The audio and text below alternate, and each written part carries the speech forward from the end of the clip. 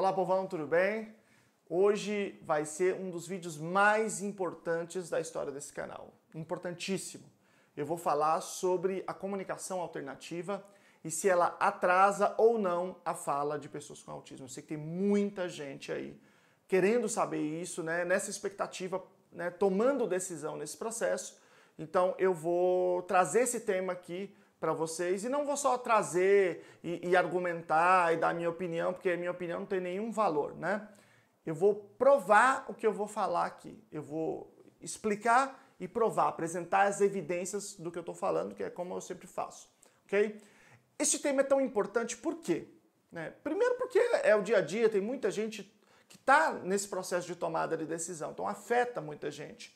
Mas ela é importante, essa decisão é importante porque tem um aspecto técnico aí fundamental, que é o seguinte: a comunicação é um fator prognóstico primordial, ou seja, a comunicação, quando a gente fala disso, não é simplesmente saber se o indivíduo vai se comunicar, sim ou não, bem ou mal. Esse é um fator determinante para determinar o efeito das outras intervenções, para determinar o quanto este indivíduo avança ou não. O avanço do indivíduo depende, em grande medida, da comunicação. Portanto, esta decisão ela impacta todo o indivíduo, globalmente. E o segundo motivo é porque é uma questão de direitos humanos das pessoas com autismo. Então fica aí que eu vou explicar tudinho para vocês.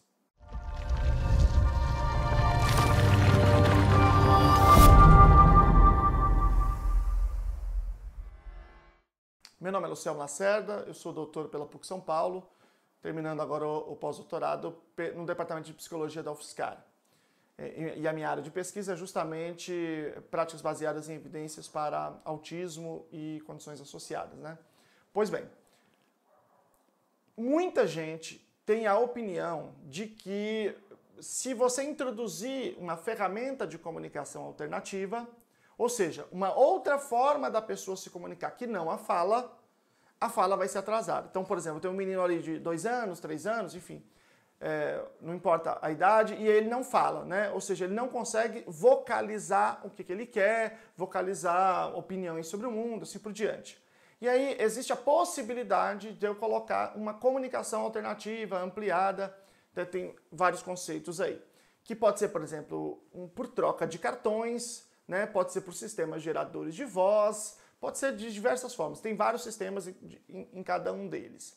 Só que as pessoas pensam assim, bom, se eu introduzir uma outra forma dele se comunicar, ele vai ter acesso às coisas que ele quer e que ele precisa, e, portanto, eu diminuo a motivação para ele falar, E esta questão, inclusive, perpassa discurso de profissionais. Então, a gente precisa olhar onde que está a evidência, o que a evidência diz sobre isso. Então, em primeiro lugar, deixa eu fazer uma explicação aqui. Eu peço desculpa para as pessoas para não ir direto ao ponto, porque se eu for direto ao ponto, eu estou falando de uma coisa e você está entendendo outra. Então, isso gera uma confusão e dificulta você discriminar na realidade o que é verdade e o que não é. Então, desculpe, mas esse é como eu penso este canal. Esse canal é um processo de formação. Então aqui nós temos um cuidado com conhecimento sólido, científico, de verdade. Fazer coisinha mais ou menos assim não é muito a minha praia. Pois bem, então deixa eu explicar isso. Quando a gente fala de um campo aplicado, ou seja, por exemplo, se um remédio funciona para uma certa condição, se uma terapia funciona para uma certa condição, assim por diante, a gente não vai testar qualquer coisa. Por exemplo, água do mar melhora o autismo? Não. Mas cadê a pesquisa que prova isso? Não, ninguém fez pesquisa, porque isso é uma bobagem, quer dizer, apesar de ter gente que usa, eu sei que tem gente que usa, que faz isso, mas pensando assim, vamos pensar um pouquinho, isso é uma bobagem. Isso não tem nenhum sentido. Então, ter sentido, ter lógica, digamos assim, é isso que nós chamamos de plausibilidade, Ou seja, faz sentido, Merece palmas, faz sentido, é lógico. E a plausibilidade a gente tem à medida que a gente pega as pesquisas básicas, as pesquisas, digamos assim, que entendem o comportamento, a fala humana e aplicam a este contexto, pensando, hipoteticamente. Então, isso é a plausibilidade. isso é muito comum, por exemplo, esse equívoco entre a plausibilidade e o efeito real, quando a gente fala, por exemplo, de tratamento medicamentoso, né? Vou dar um exemplo para vocês. Lá no passado, a gente pegou a cloroquina e botou em células que tinham a zika, lembram da zika, né? Botava lá. E a cloroquina matava a zika, ou seja, tem plausibilidade. Plausibilidade. Em laboratório, in vitro, certo? E aí, como tem plausibilidade, a gente testa em seres humanos para ver se tem probabilidade. Aí é diferente. Eu sei que são conceitos complexos, mas, enfim, eu vou deixar um livro aqui embaixo para vocês, para quem quiser avançar aí nesse ponto. E aí a gente testa em seres humanos. E aí testaram em seres humanos, e o que acontecia? Quando dava cloroquina para o indivíduo, a zika, ao invés de diminuir, ela aumentava. Por quê? Porque o corpo humano é 1 bilhão de coisas acontecendo, não é uma célula em laboratório, é outra coisa. Então, o fato de uma coisa ter lógica não quer dizer que ela realmente funciona. Tá? A mesma coisa aconteceu agora com a Covid-19, com a cloroquina, a hidroxicloroquina. Tinha toda a lógica, a plausibilidade, quando testamos, isso não se mostrou verdadeiro. Bom, quando alguém diz assim, olha, o indivíduo precisa se comunicar, ou seja, se comunicar dá a ele uma série de acessos, uma série de vantagens. E se eu ensinar a comunicação alternativa para ele vai, digamos, diminuir a sua motivação para falar? Tem lógica? Tem. Faz sentido? Faz. É verdade? Não sei, temos que testar para ver se é. É quando a gente testa que a gente sabe. E eu vou dizer que já foi testado e eu vou trazer a evidência aqui para vocês. Certo? Então, isso aqui é importante. Isso aqui é importante. E quando alguém descrever isso para vocês, quando alguém falar isso para vocês, qualquer coisa, pode ser isso, pode ser outra coisa. Por exemplo, olha, sim, a comunicação alternativa não tem que ensinar porque atrasa. Você fala assim, ô camaradinha, põe a evidência aqui na minha mão, então, que atrasa, por favor. Ou que não atrasa também. Põe na evidência. Ah, mas eu tenho doutorado, eu tenho 2 doutorados. E daí? Ah, mas eu tenho pós-doutorado. E daí? Doutorado, gente, presta atenção nisso. É documento para fazer concurso. Não é documento para fazer aquilo que você fala virar verdade. Se eu fosse só mestre e eu falasse isso, eu ia dizer, tá com despeito porque não fez doutorado. Não. Então eu tenho doutorado e qual é o valor que tem isso para tornar o que eu falo verdade? Nenhum. Serve para fazer um concurso, se eu quiser. É isso. Né? Então, título não substitui a evidência. Não substitui. E a evidência não pode ser pela lógica, nem evidência indireta. A evidência é direta. Eu testei e mostrou aquilo ali. Certo? Pois bem, depois eu volto a falar disso, porque eu acho esse um tema central para a gente entender o que é a evidência e tal. Mas agora vamos falar especificamente sobre a comunicação alternativa, ok? O que eu vou trazer aqui para vocês são 2 estudos. Um estudo é uma revisão sistemática. O que é uma revisão sistemática? É um balanço de vários estudos feitos, né? E que, quer dizer, não pega qualquer estudo, pega só estudos de extrema qualidade, né? Que passaram por um crivo de qualidade alto e analisa esses dados, né? Pego todos esses dados e analiso esses dados. Isso é uma revisão sistemática. E vou trazer para vocês aqui também uma meta-análise. O que é uma meta-análise? É uma revisão sistemática também, nesse caso aqui é uma outra revisão sistemática, com uma integração estatística entre os dados. Ou seja, é um estudo que fica ainda mais forte, né? Porque eu pego os vários estudos ali e trato esses dados de modo como se eles fossem um estudo de aplicação só. Ou seja, o dado fica fortíssimo. Quando a gente fala que uma coisa tem evidência, a gente está falando de uma coisa que tem uma revisão sistemática, uma meta-análise ou pelo menos um ensaio clínico randomizado. Primeiro o ensaio clínico, depois a revisão sistemática, depois a meta-análise. Ou seja, nós estamos falando de 2 pesquisas que estão no topo da evidência. E o que isso significa? Significa que eles dão para a gente uma certeza muito grande, né? Ou seja, o nível de confiança é brutal, não é um negocinho simplesinho. Só para vocês terem uma ideia, agora vai sair a vacina da Covid-19, né? Tomara que saia em breve. Ele vai precisar de um ensaio randomizado. A revisão sistemática está ainda acima deste nível. E a meta-análise ainda acima. Portanto, eu não estou trazendo para vocês. Tem artigo, é um artiguinho. Artigo tem para qualquer coisa. Né? Artigo é uma coisa, evidência é outra. Tem um vídeo, eu vou colocar um card aqui. explicando bem detalhadamente o que são os níveis de evidência. Você pode acessar lá para você saber e se aprofundar mais nesse tópico. Então, é sobre esses dois trabalhos que eu vou falar aqui para vocês, dos resultados deles, especificamente dos efeitos da instalação de um repertório de comunicação alternativa na produção da fala de crianças com transtorno de desenvolvimento e autismo, ok? Bom, o que concluiu a revisão sistemática? Ela analisou trabalhos desde 1975 até 2007, com uma metodologia super forte, né, para eliminar qualquer tipo de pesquisa com viés, e ela identificou o seguinte, que não houve qualquer indício de atraso na fala, né, de prejuízo da fala. Pelo contrário, houve sim dados de que a fala foi avançada, ou seja, de que isso pode ter facilitado a fala, aumentado a probabilidade da criança falar. Presta atenção. Fato número 1, que a revisão sistemática conclui, não dificulta a fala, não faz com que a criança deixe de falar. Fato 2, talvez, prestou atenção nessa palavra? Talvez, isso aqui não é conclusivo. Portanto, quando a gente fala, a gente tem que ser honesto com o que está na evidência. Né? Talvez ela aumente a probabilidade da criança falar. Então, o que a gente sabe por essa revisão? Que não atrasa a fala. E o que mais que a gente sabe? Que talvez ela aumente a probabilidade. Na meta-análise, a conclusão é a mesma. De 1975 até 2003. O que eles viram? 11% das crianças não diminuiu o nível de fala, porque a criança normalmente ela fala alguma coisa. Né? Ela tem uma fala, só que ela é muito limitada. Né? Então não teve alteração na fala. Né? 11%. 89% teve ganho da fala. Portanto, essa ideia de que diminui a motivação, o indivíduo perde a motivação, ele para de falar o pouquinho que ele fala e não fala mais, com certeza não se aplica a esses 89% que foi verificado aumento. Né? Então, veja, o que a gente não sabe exatamente, esses 89% é devido à comunicação alternativa. Portanto, a gente sabe que talvez aumente a probabilidade da criança falar. A mesma conclusão da revisão sistemática. A mesma. Tá?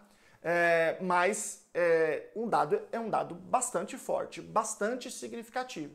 Certo? Bom, eu vou continuar explorar um pouco mais esses dados aqui para vocês. Mas antes, eu quero pedir para vocês para vir aqui já e curtir o canal, compartilhar, né, compartilhar esse vídeo aqui com os colegas depois que você sair do vídeo e clicar aqui, se inscrever no canal e clicar no sininho, porque aí você recebe todos os vídeos que a gente está fazendo. Perceba que dá um trabalho, né? Tem que olhar um monte de pesquisa, ler as pesquisas, nenhuma delas é em língua portuguesa. É complicado, dá um trabalho, então você reforça o nosso comportamento, ajuda a gente a fazer mais vídeos de qualidade para a gente poder entregar esse conhecimento científico aqui de uma maneira acessível para as pessoas entenderem. Tudo bem? Deu para fazer? Já curtiu? Já se inscreveu no canal? Vim aqui, assistiu o vídeo e não se inscreveu no canal, puxa vida, né? Vamos lá, vamos ajudar também, né? Vamos fazer essa reciprocidade aí, né? Beleza? Ok. Então vamos lá. Continuando. Portanto, você com certeza não tem diminuição da probabilidade de fala. E provavelmente, né, há indícios de que isso aumente a probabilidade da criança falar. Mas agora presta atenção no que eu vou te falar. Não basta simplesmente pegar e botar a comunicação alternativa e botar os cartões para a criança se comunicar. Não é isso. Né? Eu estou falando de um sistema sério. Estou falando de pessoas preparadas, formadas, né? Com uma boa formação, com experiência, com domínio acadêmico. Por quê? Por que eu estou dizendo isso? Porque introduzir um sistema de comunicação para o indivíduo não significa você deixar de fazer ensino da fala. Este que é o ponto central. Né? Ok, eu decidi, eu vou colocar aqui um sistema de comunicação alternativo. Beleza. Mas eu não vou parar o ensino da fala, eu vou continuar com o ensino da fala. Lembra que eu disse que havia duas questões aí. Em primeiro lugar, se eu ensino esse indivíduo a se comunicar, eu vou ter muito mais facilidade com todo o meu processo de ensino. Segundo aspecto, eu vou estar respeitando o direito dele de se comunicar, um direito humano. Né? Eu vou estar dando mais dignidade de vida para ele. Mas eu não deixo de ensinar para ele a fala. Esse que talvez seja um erro fundamental. Agora, à medida que a criança vai avançando, ela vai ficando mais velha, principalmente quando ela passa de 7 anos, tem ali, depois de 7 anos, existe uma mudança, isso é uma questão neurocientífica, né, neurológica, que é muito mais improvável dela vir a falar a partir dessa data. Pode ser que ela venha a falar? Pode. É provável? Não, é improvável. E aí depois, você insiste bastante nessa questão do ensino da fala. Depois dos 7 anos, a família tem que tomar uma decisão, né? Se vale a pena continuar fazendo isso, e aí tudo bem, se achar que deve, manda bala, ou se essa criança tem outras necessidades e esse tempo que está sendo investido no ensino da fala talvez seja de melhor uso para a qualidade de vida dela, utilizar para outras habilidades funcionais que sejam fundamentais para ela, certo? Então, introduzir um sistema de comunicação alternativa não pode ser uma coisa feita por pessoas com um repertório baixo, pessoas que não entendem o processo. É um sistema complexo, não é simplesmente botar os cartãozinhos e fazer ela trocar. Quando você pega todos os sistemas de comunicação, tem, por exemplo, vou dar 2 exemplos aqui. O PECS, né, que todo mundo conhece, Picture Exchange Communication System, que é um sistema que tem muita evidência, e aí tem vários outros sistemas também por troca de cartões, e tem os sistemas geradores de voz, né, aplicativos, aparelhos. Né. Depois, se vocês quiserem, falem aqui, aqui embaixo, que eu posso fazer um vídeo só comparando o efeito de um e de outro. Digam aqui se acho que isso faz sentido para vocês. Então, tem vários sistemas, tem que ver qual que é o melhor para aquela criança, para o perfil dela, tem todos os passos para implementar. Então, é um processo complexo, né? Inclusive, eu vou sugerir para vocês aqui dois percursos de formação para quem quiser conhecer realmente isso em profundidade. Antes disso, se você é mãe, ou pai, ou profissional, fala para mim aqui também embaixo qual é a sua experiência com comunicação alternativa. Você teve dúvida? Está com dúvida ainda? Enfim, se você introduziu, se deu certo, não deu certo. Lembrando que os 2 artigos que eu falei aqui, a revisão sistemática e a meta-análise, estão aqui embaixo. Eu estou colocando aqui na descrição. Então, eu faço muita questão que você duvide do que eu estou falando. Falo, não, será que é verdade? Será que ele não entendeu mal? Será que ele está mentindo para mim? Será que não? Não, vai lá e lê os artigos. Lê os estudos. Não acredita nem em mim e nem em ninguém. O segredo é esse, se empoderar do conhecimento. Voltando aqui. Vou falar de dois processos de formação aqui. O PECS, PECS do Brasil, né? Brasil com Z, eles estão fazendo várias formações aí. Várias formações no Brasil, eles fazem há muito tempo, mas estão fazendo agora, inclusive online, por conta da pandemia. Então, é um sistema excepcional. Podem fazer a formação deles, que é muito boa. Um outro é um curso de formação de comunicação alternativa que está saindo pelo CBI of Miami, da professora Fernanda Orsatti, que é um grande nome, né? Ela é brasileira, ela foi para os Estados Unidos, fez doutorado lá em Syracuse, se não me engano, voltou para o Brasil há alguns anos, e ela está agora com este curso que ele fala tanto dos sistemas de baixa tecnologia, né, por troca de cartões, quanto de alta tecnologia, por aplicativos e tal. Então vale muito a pena este curso também. Eu vou colocar aqui embaixo o link para vocês. E vou colocar aqui no final agora, ó, já deve estar aparecendo aqui, o vídeo que eu fiz uma entrevista com a professora Fernanda Orsatti falando de comunicação alternativa. Então vai lá, quem quiser, né, avançar mais, assista o vídeo dela. Ela fala várias coisas, tem várias perguntas bem interessantes lá. Fala sobre idade, né, em que você poderia introduzir, enfim. Ela tira várias dúvidas sobre comunicação alternativa, ok? Bom, pessoal, muito obrigado por vocês terem ficado até aqui. É um vídeo um pouco grande, porque realmente o tema é complexo. Mais uma vez, terminou agora, pessoal, um pedido para vocês. Põe aqui no compartilhar, gera o link, coloca num grupo de pais no WhatsApp, coloca num grupo de profissionais, coloca lá no Facebook, no Instagram. É muito importante essa divulgação científica. Né? Nós estamos vivendo num mundo aí que isso está cada vez mais claro, né? Então eu peço para você essa ajuda aí, tá bom? Um grande abraço, até a próxima.